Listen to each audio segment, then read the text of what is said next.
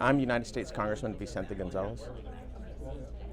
And Vicente, you are in a very hot campaign, re-election bid right now in District 34. And one of the subjects we've been covering in the Rio Grande Guardian is the incredible amount of outside money that's come into the valley. We've never seen the amount of money before in TV negative attack ads. That's right. There's some really bad ones about you, as there are some of the other candidates. Your views on this outside money trying to influence the election? Yep.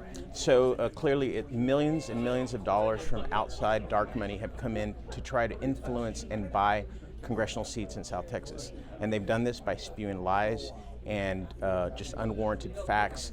I think it's very clear to most people that what they're doing is unethical, it's improper, and I think they're testing our voters, and I think they've underestimated South Texans. We're a pretty smart group of people, and we're pretty informed voters. When we go to the polls, we do our homework before we get there, and we know who represents us. Now, I'm not new to the scene. I've been here for 6 years. I think people have seen my work. For 20 years, they knew me as a lawyer, and I wasn't a criminal lawyer. I was a lawyer that represented hardworking families who had been wronged by big insurance and large corporations. That's where I made my money, and those are the people that I represented. They've come here trying to distort facts and to see if they can change people's minds at the polls. Do you want to tell the viewers about communist banks in China? Yeah. And working with the cartels. Yeah. You want to talk about that? Yes, great. So for the record, I don't have a bank account in China, and I've never had a bank account in China, and these are distortion of facts and blatant lies by the Republican Party. I was not a cartel lawyer. I was a civil attorney that practiced civil litigation for 20 years, representing families against big insurance companies. I think it's good to go talk to a few federal judges around town and ask them about Vicente Gonzalez and let them tell you who I am. Do you have you done any research on where this money's coming from? Why is there so much interest from Virginia and places like that and Alabama in the Rio Grande Valley? Yep. They see the Hispanic population growing in leaps and bounds.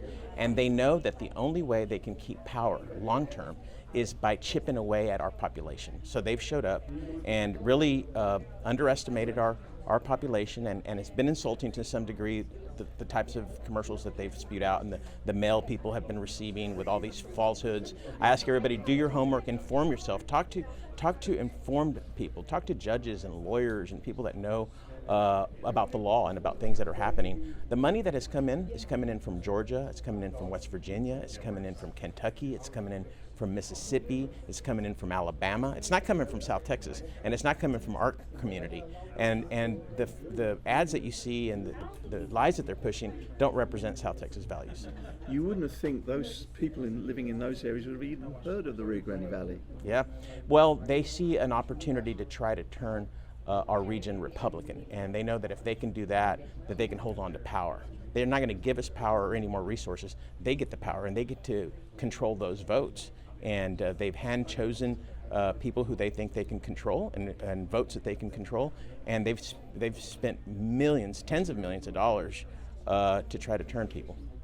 Have you had any negative advertising against you with regard to the energy industry? Because there's a lot of advertising out there that President Biden or the Democrats in general are anti-oil and gas, which is obviously a very important industry to us down here. Yeah, well, they've tried everything. I obviously chair the Oil and Gas Caucus. I've promoted energy in Texas energy in Washington, D.C., and jobs and energy independence for our country. So people do a little bit of research. They'll find that any kind of statements like that made by them would be clearly false. And I think I have people come up to me every single day and say, I can't believe they're lying and spewing all these falsehoods on TV and on mail, and I totally agree. So it's a very messy time for politics and a very complicated time for voters to be able to go to the polls and make the right decision, because they have so much misinformation coming at them. But I asked them, you've known me for 6 years now, you've seen the work I've done. I've always conducted myself with the highest standards of ethics and have done the work, put in the time for our community. We brought over $6 billion of federal resources to our region since I've been in Congress. We've expanded roads and bridges and drainage projects. We've funded our schools. We put shots in people's arms. We kept small businesses open. And we've done a lot of great things during some of the most complicated times in American history, and we're going to continue doing it. Two more questions.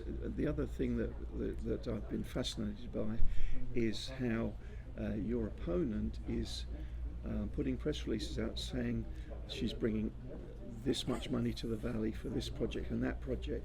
One, oftentimes she wasn't in Congress at the time when the votes were taken on that legislation, right. Or but was on record as saying she was against That's right. those bills. That's exactly right. Your thoughts? So those are important things for people to see, that she'll say anything about anything that may benefit her in getting a vote or two. But I say people are smarter than that. She was against the bipartisan infrastructure bill, the same one that's building our infrastructure and bridges and drainage system and giving us internet throughout our community. She was against that.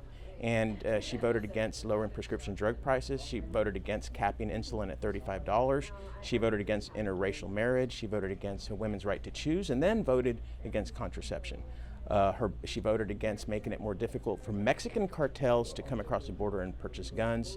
She's voted against our community over and over and over again. The one that I remember is funding for the Port of Harlingen. Yeah. I can't remember which bill it was in. There was money in a bill and the Port of Harlingen benefited, and we got a press release where she was touting this, and we did a bit of research and found she was opposed to that bill. Yes, it's absurd.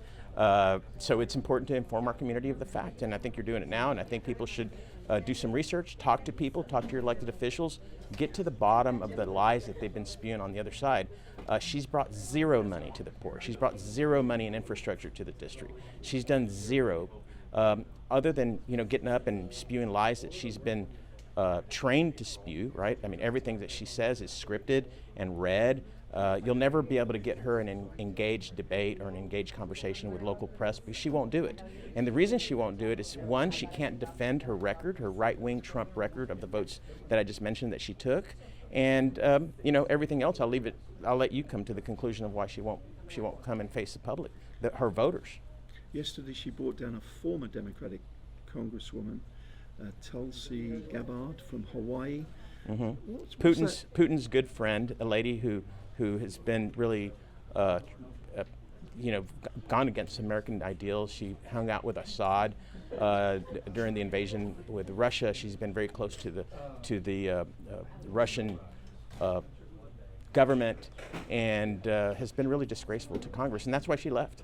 She left. She was not voted out. She just left the party. Right. She left. She tried running for running for president. I think she was like in 10th place during the primary, and she's trying to stay relevant. Okay, last question then. You may not want to speak about another race, but at least in your race, there's a lot of funding that you've had for advertising, whereas in neighbouring District 15, the Democratic candidate hasn't gotten hardly any money from DCCC or the House Majority PAC. So it looks like she's fighting one hand behind her back, Michelle Vallejo. Can you have any sympathy with her situation where she's not got any financial support and she is apparently, running neck and neck? Yeah, it's shameful that there's not more help for campaigns like her, but she has an opponent that has so many blemishes that I think she's going to be okay anyway. She's going to win her election. She's an honest, hardworking candidate that I think will do a good job representing the 15th district. The Republicans have gotten behind a flawed candidate and poured millions of dollars into them. Vicente, is there anything else you'd like to add? No, I think you covered most of it. Thank you so much for today's interview. Thank you.